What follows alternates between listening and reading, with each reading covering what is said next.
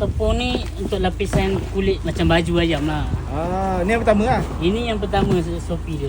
Ni ayam yang dah tepung untuk kali pertama. So kita kena celup air, bagi tepung dia melekat, bagi ayam dia kena air sikit. Ni air yang kita dah celup, dia dalam tak payah lama, dalam 10 saat kita air goncang-goncang, nanti tepung dia jatuh.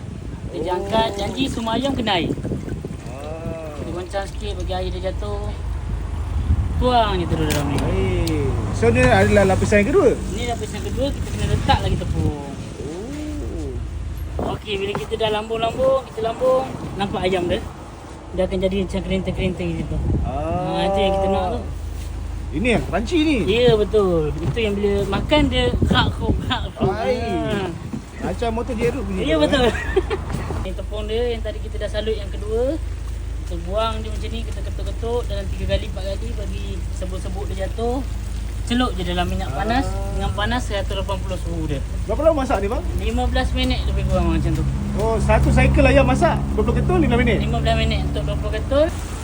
Baik. Abang nak bagi apa? Bagian boleh pilih bang. Bebas bang, bebas. Bebas. Bagian ni atas ada-ada lah bang. Ya betul, kalau ada. Sebab kadang-kadang customer nak request juga kan.